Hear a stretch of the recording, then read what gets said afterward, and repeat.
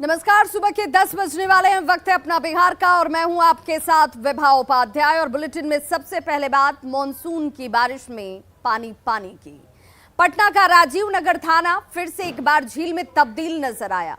थाना कैंपस से लेकर एसएचओ के चैम्बर और हाजत से लेकर बैरक तक में पानी घुस गया है। घुटना भर पानी यहां लगा हुआ और जल जमाव की वजह से पिछले 3 दिनों से ड्यूटी करने वाले पुलिस कर्मियों को परेशानी का सामना करना पड़ रहा है। यहां तक कि फरियादी भी जल जमाव से परेशान है। पहली बार नहीं, हर बार राजीव नगर थाने की हालत बरसात के दिनों में कुछ ऐसी ही होती है। और इसी थाने का जायजा लिया हमारे संवाददाता रजनीश कुमार ने। की बारिश ने फिर से एक बार नगर निगम के दावों की पोल खोलकर रख दी है। जहां गली मोहल्ले से लेकर चौक चौराहों तक जल जमाव की स्थिति उत्पन्न हो गई है, तो राजीव नगर थाना में फिर से इस बार देख सकते हैं जल जमाव है और थाना जो है झील में तब्दील हो गया है। यानी एसएचओ का चैम्बर हो, हाजत हो, मुंशी का चैम्बर हो या फिर बैरक, हर जगह पानी ही पानी है और पूरी तरह से थाना जो है झील में तब्दील हो गया है। जो पुलिसकर्मी हैं वो डंडे के सहारे, लाठी के सहारे इस चैम्बर से उस चैम्बर में प्रवेश करते हैं, क्योंकि हर जगह आपको पानी ही पानी है। और जो जब्त वाहन है देख सकते हैं किस तरह से पूरी तरह डूब चुका है। और हर बार एक तरह से कहिए राजीव नगर थाने की ये नियति बन गई है कि हर बार यही परेशानी होती है। जरा कुछ पुलिसकर्मी हैं जो हाथ में डंडा लिए आ रहे हैं, क्या परेशानी हो रही है बताइए बाबा। 4 दिन से हम लोग 3 दिन से पानी में हैं। पानी में रहने बैरक में रहने लायक नहीं है, कोई व्यवस्था ना है। अब हम लोगों के लिए प्रभारी जी कहे हैं कि चलिए नया थाना में किसी तरह से गुजारिश किया जाए। काम कैसे हो रहा है? अभी तो हो रहा है धीरे धीरे। अभी ये सब चैम्बर सब में पानी है? हाँ, सब में पानी है। कैसे आप लाठी लेकर ही चलते? लाठी के सहारे आदमी लोग, मुंशी जी बुलाते हैं तो हम लोग जाते हैं, ड्यूटी करते हैं। बैरक में भी पानी? पानी में बैरक में भी है। निकालने की कोई व्यवस्था नहीं? कोई व्यवस्था न है। क्या नाम हुआ आपका? राम विनय सिंह। बिल्कुल, कुछ फरियादी है उनसे भी जरा बात कर लेते हैं। थाना आई हैं आप? अच्छा, कैसे जाएंगे? पता नहीं, मैं तो अभी आई हूँ। मैं पानी देखती हूँ, मैं बगल वाली जीएसटी ऑफिस में जॉब करती हूँ। तो प्रवेश करना है ना? जी हाँ। कैसे जाएंगे? यहीं से बात होगी या अंदर जाना पड़ेगा? अंदर तो जाना पड़ेगा। एक्चुअली हमारी मोबाइल चोरी हो गई है, तो मुझे तो जाना ही पड़ेगा। क्या नाम हुआ? पिंकी मिश्रा। बिल्कुल, देखिए कि जो फरियादी आए हैं यहाँ पर मोबाइल चोरी की रिपोर्ट दर्ज कराने के लिए आए हैं, लेकिन हिम्मत नहीं हो रही है। बावजूद देखिए कि इसी पानी में प्रवेश कर रहे हैं। और आपको हम ये तस्वीर दिखा रहे हैं कि किस तरह से राजीव नगर थाना जो है पहली बार नहीं बल्कि हर बार जब भी मानसून की बारिश आती है तो इसी तरह से झील में तब्दील हो जाता है। जाहिर है अभी शुरुआत है, मानसून की बारिश अभी शुरू ही हुई है और महज 2 दिनों में नगर निगम के जो दावे हैं उसकी पोल खुल गई है। और अभी जिस तरह से दावे किए गए थे कि इस बार कहीं भी जल जमाव नहीं होगा, लेकिन चाहे वो गली हो, मोहल्ले हो या फिर सड़क या चौराहे, नाला रोड से लेकर कदम कुआं, कंकरबाग से लेकर पाटलिपुत्रा और राजीव नगर में भी अब जल जमाव देखने को मिल रहा है। रजनीश कुमार, न्यूज़ 18, पटना। तो बिहार के अधिकांश जिलों में पिछले 2 दिनों से मध्यम से लेकर भारी बारिश हो रही है और यही वजह है कि जल जमाव के साथ साथ बाढ़ जैसे हालात भी उत्पन्न हो गए हैं। मौसम विभाग ने अगले 48 घंटे के लिए फिर से राजधानी पटना सहित राज्य के 21 जिलों के लिए ठनका गिरने के साथ भारी बारिश की चेतावनी जारी की है। मौसम के बदलते मिजाज पर और ज्यादा जानकारी दे रहे हैं हमारे सहयोगी रजनीश कुमार। बिहार में मानसून पूरी तरह से सक्रिय है और ऐसे में पिछले 48 घंटे से उत्तर बिहार के साथ साथ पूर्वी बिहार और दक्षिण बिहार में मध्यम से लेकर भारी बारिश हो रही है। राजधानी पटना की अगर बात करें तो यहाँ पर भी कल रात में भारी बारिश हुई है, जिसकी वजह से कई इलाकों में जल जमाव की स्थिति उत्पन्न हो गई है। हालांकि सुबह होते ही आकाश साफ है और हल्की हल्की धूप निकली है, जिसकी वजह से ट्रैफिक जो है पूरी तरह से बहाल है और लोगों ने राहत की सांस ली है। मौसम विभाग की माने तो अगले 48 घंटे अभी और अलर्ट रहने की जरूरत है, क्योंकि खतरनाक वज्रपात के साथ साथ भारी बारिश की संभावना है। सबसे ज़्यादा खतरा सीमांचल और कोसी इलाके में है, जहां पर लगातार बाढ़ की स्थिति उत्पन्न हो रही है और कई इलाकों में कटाव जारी है, नदियां उफान पर है। ऐसे में एसडीआरएफ और एनडीआरएफ की टीम भी कैंप कर रही है। आपदा प्रबंधन विभाग के कंट्रोल रूम से भी लगातार मॉनिटरिंग की जा रही है। सभी जिलाधिकारियों से अलर्ट रहने की भी अपील की गई है। रजनीश कुमार, न्यूज़ 18, पटना। और अब बात उफनती नदियों की।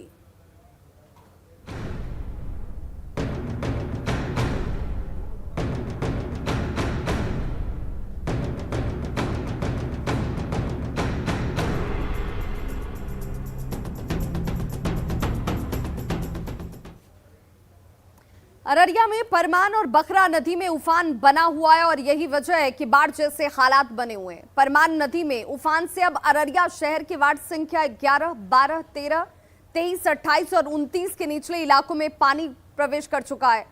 आपको बता दें कि अररिया जिला मुख्यालय परमान नदी के तट पर ही बसा हुआ है। तस्वीर अररिया के परमान नदी की, जहां पर बकरा नदी में उफान से मदनपुर इलाके में पानी प्रवेश कर चुका है। मदनपुर बाजार की सड़कें जो हैं वो पानी में डूब चुकी हैं। अररिया में परमान नदी खतरे के निशान से ऊपर बह रही है। तस्वीर दरअसल यह अररिया शहर की है। वार्ड नंबर 23 है।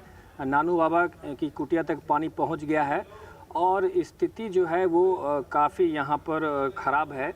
हम बता दें कि ज़िले में बकरा, नूना, कनकई, घाघी, रतवा ऐसी कई नदियां हैं जो काफ़ी उफान पर है। और यह तस्वीर जो है दरअसल अररिया शहर के वार्ड नंबर 23 नानू बाबा कुटिया की है, जहां पर जो परमान का पानी जो है वो फैल गया है।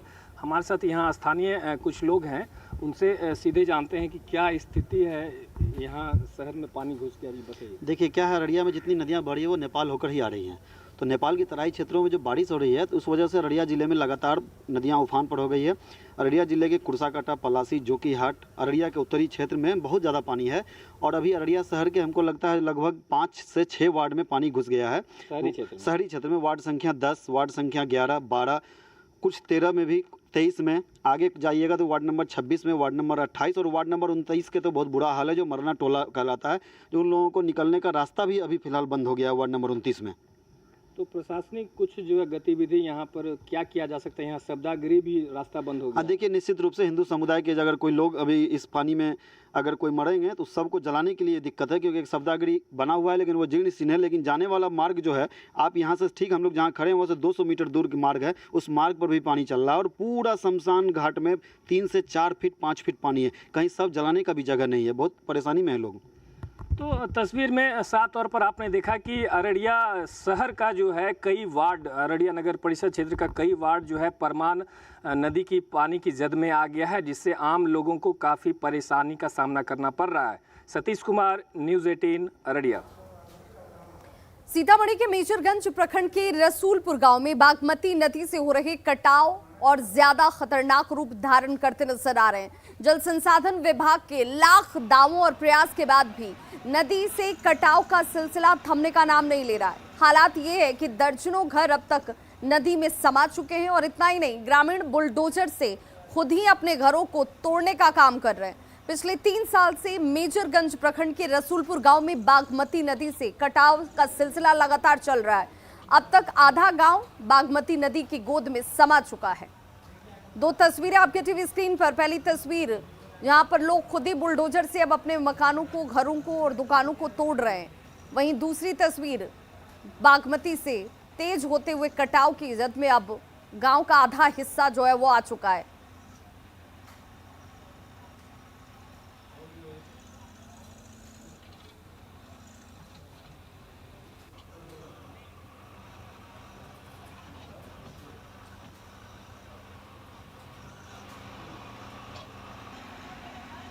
तो देखिए बागमती का कहर किस रूप में, जहां पर एक एक करके मकान, पेड़ पौधे जो तनकर कल तक खड़े थे वो अब नदी में विलीन हो चुके हैं और लोग अपना आशियाना खुद अपने हाथों से तोड़ने को मजबूर हैं।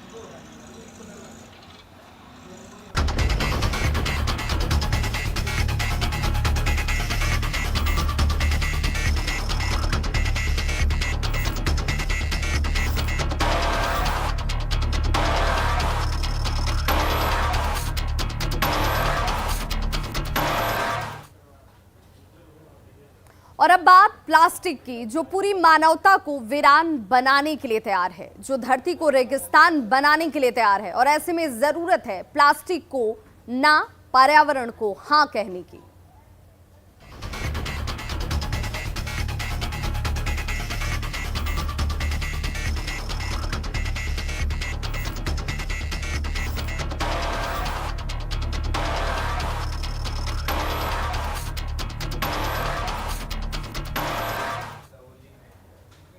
तो आज से देश भर में सिंगल यूज प्लास्टिक पर बैन लग गया है। बिहार सरकार के वन एवं पर्यावरण विभाग ने गजट अधिसूचना जारी कर प्लास्टिक कैरी बैग की बिक्री और इसके इस्तेमाल और उपयोग पर प्रतिबंध लगा दिया। इसके साथ ही single use plastic sheet, carry bag, packaging सामग्री, थर्मोकोल और इससे उत्पादित कप, प्लेट, ग्लास, कांटे, चम्मच, कटोरी यानी इससे बनने वाले तमाम जो भी सामान है उनकी बिक्री और इसके उपयोग पर पूरी तरह से प्रतिबंध लगा दिया गया है।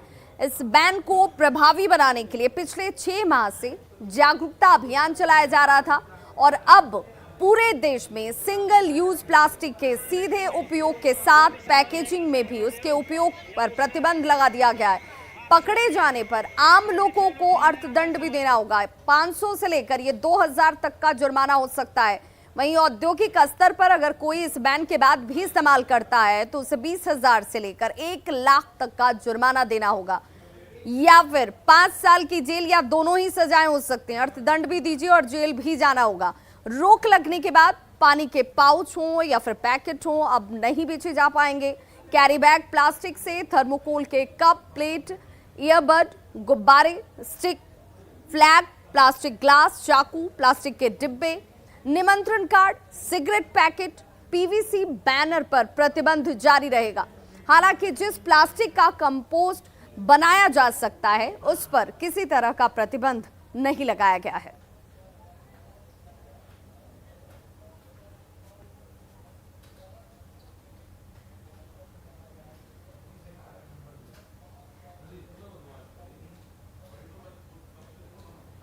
तो चूंकि आज से ये प्रतिबंध पूरे देश में लागू हो चुका है और ये आपके लिए जानना जरूरी है कि सिंगल यूज प्लास्टिक आखिर है क्या। प्लास्टिक के वो उत्पाद जिसका एक बार इस्तेमाल करने के बाद उसे फेंक दिया जाता है और ऐसे में ये बहुत महत्वपूर्ण है कि आज से जब प्रतिबंध है तो आप इसका इस्तेमाल ना करें। कितना खतरनाक है ये प्लास्टिक, ये भी बहुत महत्वपूर्ण है। ये प्लास्टिक न तो डिकम्पोज होते हैं और ना ही इसे जलाया जा सकता है। ये प्लास्टिक पर्यावरण में जहरीले रसायन को छोड़ते हैं। अब आप इससे अंदाजा लगाइए कि ये आपकी सेहत के लिए कितना नुकसानदायक है और पर्यावरण के दृष्टिकोण से सिंगल यूज प्लास्टिक बेहद खतरनाक है। ये इंसानों और जानवरों के लिए खतरनाक होते हैं। प्लास्टिक बारिश के पानी को जमीन के अंदर जाने से रोकता है।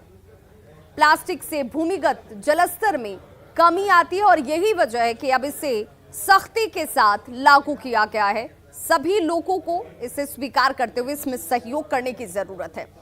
अब प्लास्टिक इतना खतरनाक है फिर भी प्लास्टिक की ढेर पर मानवता इस वक्त है। यूएन के अगर अनुसार की बात करें तो दुनिया भर में हर मिनट 10 लाख प्लास्टिक की बोतल खरीदी जाती है। अब आप अंदाजा लगाइए कि किस अनुपात में इसका इस्तेमाल किया जाता है। हर minute 5 lakh crore plastic bag का इस्तेमाल हो रहा है। हर साल 40 करोड़ टन प्लास्टिक कचरा पैदा होता है। अब तक 20 करोड़ टन प्लास्टिक समुद्र में जा चुका है। 2040 तक हर साल 3.7 करोड़ टन कचरा समुद्र में जाने का अनुमान लगाया गया है। ऐसे में भारत में हर दिन 26,000 टन प्लास्टिक कचरा पैदा होता है। हर व्यक्ति की अगर बात करें तो हर व्यक्ति हर साल 18 ग्राम सिंगल यूज प्लास्टिक का कचरा पैदा करता है। यानी आप इतना इस्तेमाल करते हैं और किस तरीके से आप पर्यावरण और खुद इंसानियत के लिए कैसे संकट खड़ा कर रहे हैं इसका अंदाजा आप लगा सकते हैं। समुद्र तक प्लास्टिक कचरा फैलाने में गंगा नदी दूसरे नंबर पर है। कचरा फैलने की रफ्तार अगर यही रही तो 2050 तक आप अंदाजा लगाइए जब समुद्र में मछलियों से ज्यादा प्लास्टिक की मौजूदगी होगी। और ऐसे में कानून क्या कहता है, प्रावधान क्या कहते हैं और ये कानून और प्रावधान क्यों जरूरी है इस वक्त, ये बहुत महत्वपूर्ण है। एनवायरमेंट प्रोटेक्शन एक्ट के तहत सिंगल यूज प्लास्टिक को बैन किया गया है। एक्ट की धारा 15 के तहत जुर्माना या फिर जेल या दोनों ही प्रावधान है। कानून ये जरूर है और कानून के तहत 7 साल की कैद या 1 लाख रुपए तक का जुर्माने का प्रावधान सुनिश्चित किया गया है। ऐसे में इस कानून और प्रावधान के इतर इंसानियत और खुद की समझदारी दिखाने की जरूरत है। ऐसे सिंगल यूज प्लास्टिक को नो कहिए। बात करेंगे दूसरी खबर का। भागलपुर में न्यूज 18 की खबर का बड़ा असर हुआ है। पुलिस पीड़ित विजय चौधरी के बयान को दर्ज कर अब आरोपियों के खिलाफ जांच शुरू कर चुकी है। खबर के मुताबिक औद्योगिक थाना क्षेत्र के रानी तालाब स्थित कार शोरूम के कर्मचारी विजय चौधरी सलमान अंसारी नाम के एक व्यक्ति ने पिटाई की और फिर पुलिस कार्रवाई पर हत्या करने की धमकी दी है, जिसके बाद पुलिस ने पीड़ित की गुहार पर मामला दर्ज कर लिया है। पीड़ित ने इस खबर को जैसे ही सामने लाया, उसके बाद न्यूज़ 18 ने प्रमुखता से इस खबर को दिखाया है और प्रशासन से जल्द कार्रवाई की मांग की गई। न्यूज़ 18 के द्वारा माध्यम से जो दिखाया गया तो फिर उसके बाद एएसपी जो हैं अधिकारी, उच्च अधिकारी, उन्होंने फ़ोन किया था और उसके बाद मेरा संज्ञान लिया गया, मेरा बयान लिया गया और फिर अभी ये कार्रवाई चालू की गई है।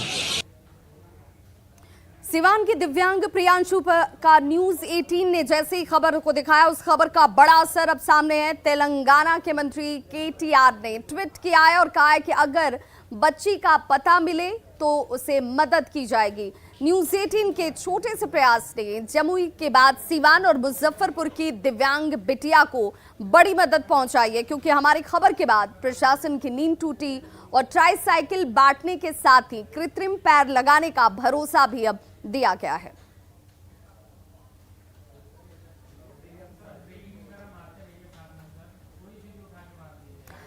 पर्यावरण संरक्षण और कृषि कार्य को लेकर ग्रीन ट्रिब्यूनल के आदेश पर पूरे राज्य में नदियों से 1 जून से सितंबर महीने तक बालू का खनन पर रोक है।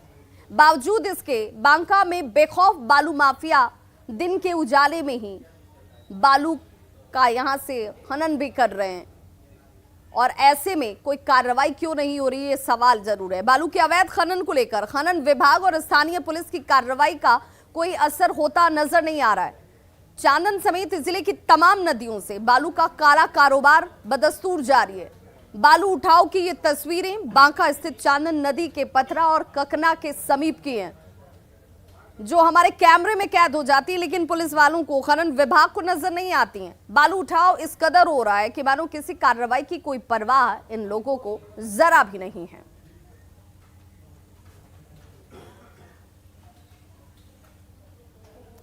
शेखपुरा जिले के प्रसिद्ध भगवान विष्णु मंदिर का विकास अधूरा है। मंदिर की स्थापना के 30 वर्ष बाद भी मंदिर का विकास नहीं हो पाया। राज्य के सीएम से लेकर धार्मिक न्यास बोर्ड के अध्यक्ष कुणाल किशोर की ओर से घोषणाओं को किया गया, लेकिन उसके बावजूद मंदिर का विकास अब तक अधूरा ही है। प्रसिद्ध मंदिर का जायजा लिया हमारे सहयोगी अजीत कुमार सिन्हा ने। शेखपुरा जिला मुख्यालय से महज 8 किलोमीटर की दूरी पर बसा है सामस गांव, जहां एक तालाब में खुदाई के दौरान 1992 में एक विशाल विष्णु भगवान की प्रतिमा निकला था। तब से यहाँ पूजा अर्चना, आप देख रहे हैं, पूजा अर्चना शुरू है और कई राज्य के मंत्री आए, धार्मिक न्यास बोर्ड के अध्यक्ष, सारे लोग आए हैं और सभी लोग का सहयोग भी कुछ मिल रहा है। लेकिन जो विकास होना चाहिए था, जिस गति से इसको विकास, 30 बरस हो चुका है, जिस गति से इसका विकास होना चाहिए था वो अभी नहीं हो पा रहा है। स्थानीय लोगों का सहयोग जरूर मिल रहा है इसमें और मंदिर का विकराल रूप दिया जा रहा है, लेकिन स्थानीय ब्राह्मण भी हैं और स्थानीय लोग भी इनसे जानना चाहेंगे कि क्या स्थिति और क्या होना चाहिए। बताइए बाबा, कब भगवान निकले थे ये? 1992 5 जुलाई को निकाले गए हैं इसी पोखरे से। कितना फीट का है? 7.8। इस तरह का पूरे और देश में कहीं ऐसे तो नहीं है कहीं पर। एक सुनते हैं दिल्ली की म्यूजियम में रखी हुई मूर्ति हैं, वो ये मटेरियल नहीं। अच्छा, क्या क्या कमी और है जो विकसित रूप से नहीं हो पाया है? आज तो पहले मंदिर निर्माण होना चाहिए, है ना। भव्य भगवान भव्यतम है, भव्यतम मंदिर भी बनना चाहिए विशाल। उसके लिए हम लोग प्रयासरत हैं। साथ साथ कुछ बिहार सरकार से भी मिला था, धार्मिक न्यास बोर्ड की तरफ से, है ना। वो सब पैसे भी लगा दिए गए हैं, लेकिन इससे कुछ होने को नहीं है। कम से कम 8 करोड़ रुपए का इसमें लागत लगेगा इस मंदिर में। और जैसा कहा गया है प्रबंधक, जो मंदिर का प्रबंधक, उनके द्वारा कि लगभग 8 करोड़ रुपया खर्च होगा। अगर 8 करोड़ रुपया इसमें खर्च किया जाता है तो एक विशाल मंदिर का निर्माण होगा। और सबसे बड़ी बात है कि देश के कई कोने से लोग आते हैं यहाँ पूजा करने के लिए और यहाँ पूजा भीड़ भी काफ़ी रहता है और भव्य पूजा भी होता है। साल में प्रत्येक वर्ष इसका पूजा की जाती है। अब ज़रूरत है कि सरकार को भी इसमें आगे आने का, धार्मिक न्यास बोर्ड भी आगे आए, ताकि इस मंदिर का विकराल और विशाल रूप हो सके और एक पर्यटक स्थल के रूप में विकसित हो सके। Ajit Kumar Sinha, news 18, Sheikhpura.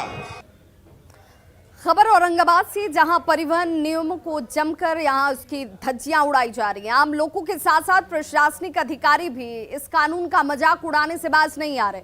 Private registration वाली गाड़ियों का व्यावसायिक इस्तेमाल धड़ल्ले से किया जा रहा है, जिससे हर साल लाखों रुपए के राजस्व का नुकसान हो रहा है। और यही वजह है कि जिला परिवहन विभाग पर सवाल खड़े हो रहे हैं। हालांकि परिवहन अधिकारी इस तरह के गाड़ी मालिकों को नोटिस देने और कार्रवाई करने की मांग कर रहे हैं।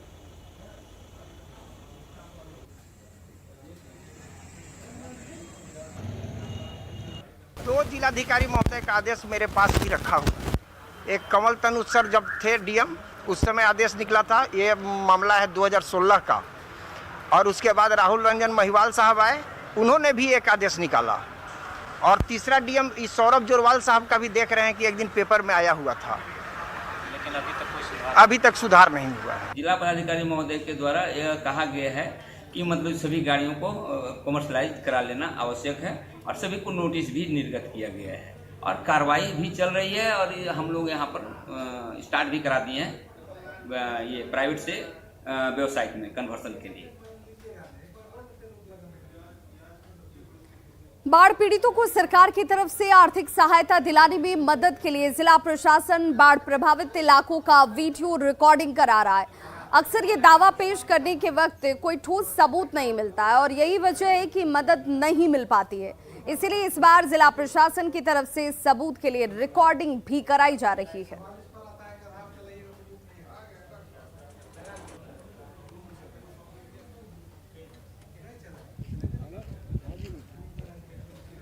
बहुत तरह की गवर्नमेंट की योजनाएं हैं जिससे उनको कॉम्पनसेशन क्षतिपूर्ति की जाती है। तो बाढ़ के पूर्व का वीडियो अगर हमारे पास रहेगा तो हमारे पास ये ठोस एविडेंस रहेगा कि कितने लोगों विस्थापित हुए या कितने लोगों का घर कटाव हुआ, या जो कटाव हुआ वो पक्का घर था या फूस का घर था, क्योंकि हर एक प्रकार के घर के लिए अलग अलग कैटेगरी होती है। तो खबरों का सिलसिला लगातार जारी है। आप देखते रहिए न्यूज़ 18 बिहार झारखंड, क्योंकि यहाँ खबरों का सिलसिला कभी नहीं थमता।